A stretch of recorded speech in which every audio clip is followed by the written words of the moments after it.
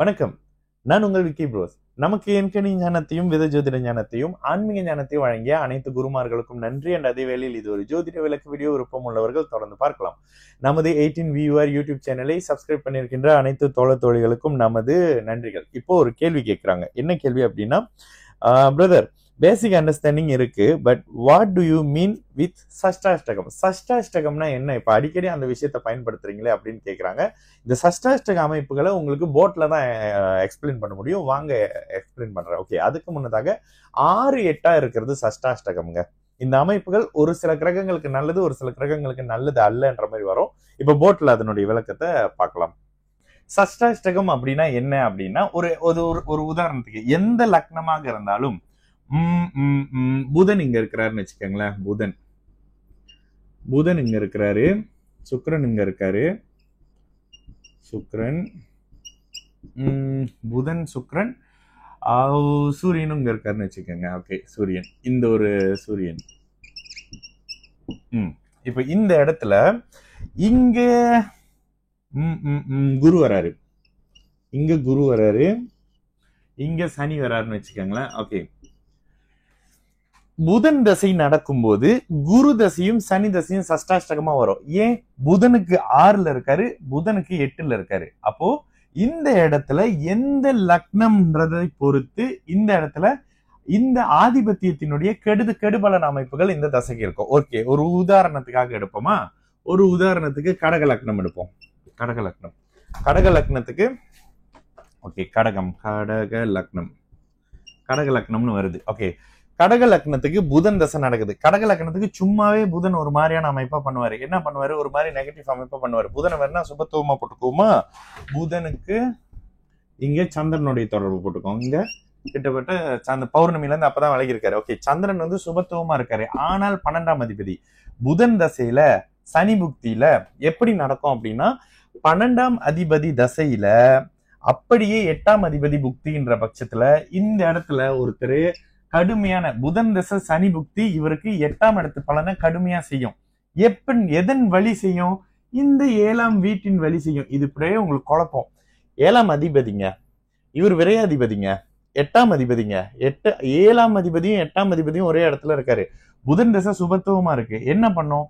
வெளிநாடு வெளி மாநில அமைப்புகளுக்கு கொண்டு போகக்கூடிய வேலையை கணவரை விட்டு மனைவியை விட்டு பிரிச்சு கொண்டுட்டு போற வேலையை செய்யும். சனி 7ஆம் இடத்தை பாக்குறாரு, ஆனா சுபத்துவமா பாக்குறாரு, சுக்கிரனுடைய பார்வையை வாங்கி பாக்குறாரு. அப்போ இந்த இடத்துல புதனுக்கு சனி சஷ்டாஷ்டகம், புதனுக்கு 8ல இருக்காரு, புதனை தொடர்பு கொள்ள முடியாம இருக்காரு. அப்போ புதனுக்கு சனி சஷ்டாஷ்டகம், புதனுக்கு குரு சஷ்டாஷ்டகம். அதே மாதிரி சனிக்கு புதன் சஷ்டாஷ்டகம், குருக்கு இவரு புதன் சஷ்டாஷ்டகம். அதே மாதிரி சந்திரனுக்கு சுக்கிரன் சஷ்டாஷ்டகம், சந்திரனுக்கு சூரியன் சஷ்டாஷ்டகம்னு வரும். அப்போ இந்த தசாநாதனுக்கு 6ல 8ல ஒரு பிளானட் வருதுன்னா அது சஷ்டாஷ்டகம்ங்க. அது எங்க வரைக்கும் வரும்? தசையில வரும், புக்தியில வரும், அந்தரத்துல வரும் அப்படின்னு சொல்லிட்டு பிராணம் சூச்சனம் சொல்லிட்டு தசா புக்தி அந்தரத்துக்கு கீழே கடைசி வரைக்கும் இந்த சஷ்டாஷ்டகம் வரும் பிரதர். இதுதான் சஷ்டாஷ்டகம். அப்ப என்னன்னா, இந்த சஷ்டாஷ்டகம் ஏதோ வில்லங்கத்தை பண்ண போதுன்னு அர்த்தம். ஆனா ஒரு சில இடங்கள்ல சில கிரகங்களுக்கு சஷ்டாஷ்டகம் நல்லது. குருவும் சுக்கிரனும் சஷ்டாஷ்டகமா இருந்தாங்கன்னா நல்லது, சூரியனும் சனியும் சஷ்டாஷ்டகமா இருந்தாங்கன்னா நல்லது, புதனும் செவ்வாயும் சஷ்டாஷ்டகமா இருந்தாங்கன்னா நல்லது, சந்திரனும் சனியும் சஷ்டாஷ்டகமா இருந்தாங்கன்னா நல்லது. ஏன்? ஒருத்தர் கெடுத்துக்க மாட்டாங்கன்ற அமைப்புல. இப்ப பாருங்க, இந்த சனியின் பார்வையில சுக்கிரன் கெட்டு போயிட்டாரு. ஒருவேளை இந்த சுக்கிரன் அப்படி மறைஞ்சி இங்க வந்துடுறாருன்னு வச்சுக்கோங்களேன், ஒரு உதாரணத்துக்கு சூரியனுக்கு, ஆமா இந்த இடத்துல வராருன்னு வச்சுக்கோங்களேன். சனி தசையில சுக்கிரன் புக்தியில இந்த 11ஆம் 4ஆம் பாவகத்தின் அமைப்புகள்ல ஏதோ விரயம் வரப்போகுது. 8ஆம் அதிபதி தசை வீடு, 4ஆம் அதிபதி தசை வீடை விற்க போறாரு, வீட்டை விரயம் பண்ண போறாரு. காரகம் தெரியுதா? ஆதிபத்தியம் காரகம், விரயம். இந்த இடத்துல 12ஆவது இடத்தோடைய விரயம் நடக்கும் போது வீடு, 8ஆம் அதிபதி வீட்டை வித்து கடன் அடைக்கிறாரு, வீடே ஒரு பிரச்சனை வில்லங்கமா ஆகுது. இந்த இடத்துல அஷ்டம சனினா ஒரு பலன், நார்மல் கோச்சார அமைப்புனா ஒரு பலன்ற அமைப்புகள்ல இது தாங்க. சனிக்கு 8ல வந்துடுறாரு. அப்ப இது சஷ்டாஷ்டகம். இந்த சுக்கிரன் 8ஆம் சனிக்கு 8ல, அதாவது 8ஆம் அதிபதிக்கு 8ல இருக்காரு, லக்னத்துக்கு 12ல இருக்காரு, லாபத்தை 12ல கொண்டு மறைக்க போறாரு, வீட்டை கொண்டு விரயம் பண்ண போறாரு.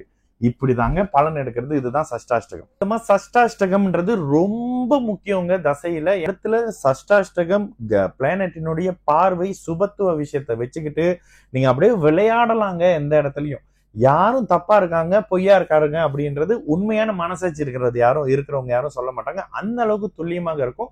சஷ்டாஷ்டகம் பார்க்கணுமா? கண்டிப்பா பார்க்கணுங்க. சில இடத்துல காரக அமைப்புகளை கெடுக்கும். சூரியன்லாம் ஒரு மாதிரி இருந்தாருன்னா காரகத்தை செலவுனா காரகத்தை கெடுக்கிறது விரயம் பண்றதுன்ற மாதிரியான சில தன்மைகளை அந்தந்த தசை புக்தி அந்தரத்துல பண்ணியே தீருவாங்க. சோ இந்த அமைப்புகள்ல பார்த்து சில விஷயத்த புரிஞ்சுங்க. நான் உங்கள் விக்கி ப்ரோஸ். நல்லது நடக்கும். எல்லோரும் நல்லா இருப்போம். வணக்கம்.